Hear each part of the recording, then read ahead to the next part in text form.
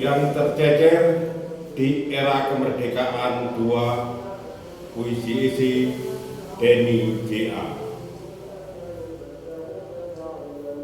Rara masih mencari Sari. Di era pendudukan Jepang di Indonesia 1943-1945, ribuan gadis muda Indonesia dijadikan perempuan hiburan bagi tentara Jepang. Sari salah satunya.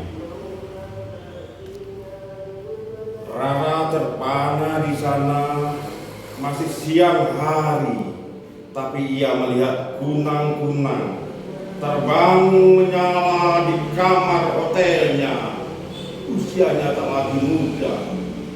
Di tahun 2001, Rara sudah 81 tahun. Tapi ia paksakan datang ke Den Haag, Belanda. Rara ingin mendengar sendiri putusan pengadilan internasional. Rara menangis ketika Palu diketuk untuk kejahatan perang tanggal 4 Desember 2001. Kaisar Hirohito diputus bersalah. Ia harus bertanggung jawab atas 200.000 perempuan. Mereka dijadikan budak seks tentara Jepang di era Perang Dunia Kedua. Perempuan itu dari Korea, Cina, termasuk Indonesia. Salah satu dari 200.000 orang itu adalah Sari, kakak kesayangan Rara. Lebih dari 40 tahun Rara mencari Sari. Sejak Indonesia merdeka di tahun 1945, Sari menghilang. Tahun 1942 itu tahun terakhir Rara bertemu Sari. Saat itu Sari baru saja kehilangan suami, mati sakit karena kerja roti. Aku harus kerja, Rara. Aku titip anakku Sukma. Usianya memang masih 2 tahun, tapi ia akan tambah besar. Aku perlu dana. Sari ke Kalimantan, ke area Telawang. Lurah yang memberi jalan, katanya tentara Jepang perlu gadis yang pintar masak. Gajinya besar.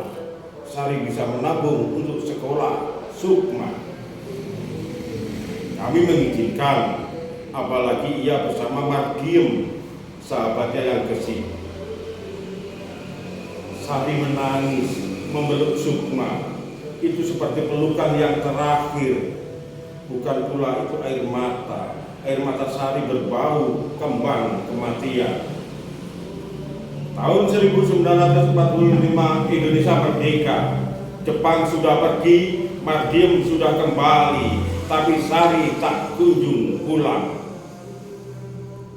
Dengan isak tangis, Mardiem cerita, kami semua dibohongi. Tak ada jadi bermasak, tak ada jadi pemasak, tak ada lagi jadi penyanyi. Sari dan kami semua dipaksa menjadi gadis penghibur. Setiap hari 10-15 tentara Jepang harus dipuaskan.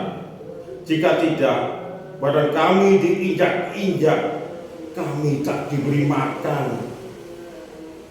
Mardiem menunjukkan jari kakinya yang rusak, diinjak-injak sepatu laras tentara Jepang. 2 kali Sari hamil. 2 kali pula ia dipaksa aborsi. Pernah pula Sari hampir mati. Ia terkena penyakit kelamin. Apakah benar gajinya tinggi, tanya Rara? Wah, itu bohong. Uang kami ditahan, malah katanya kami masih hutang. Hutang makan, hutang minum, dan hutang tempat tidur. Kami susah lahir batin. Tapi Sari beda dengan saya, kata Mardiem. Saya mah jagoan, semua saya bawa enteng. Tapi Sari makan hati. Ia selalu rindu anaknya. Ia penyedih. Tahun 1945, pamong rumah kami orang Jepang umumkan kami boleh pergi. Jepang katanya kalah perang. Ujar Madiang. Ia beserta Sari dan 5 orang lain pergi ke Banjarmasin. Tiap hari 3 malam lewat hutan belantara, melewati jalan setapak. Kami sempat tinggal di rumah orang Dayak. Di dekat sana ada sungai deras. Sari sering duduk melamun di tepi sungai deras. Satu hari Sari tak kembali. Ada yang bilang Sari melompat ke sungai deras. Kami tahu pasti kami kehilangan Sari. Rara terguncang sejak saat itu. Rara mencari Sari selalu, kemana-mana selalu. Rara pernah pergi ke Telawang, Kalimantan, juga ke Banjarmasin. Rara juga nampak jelas jalan kaki ke hutan belantara yang dilalui Sari. Rara juga duduk di pinggir sungai deras itu, tempat Sari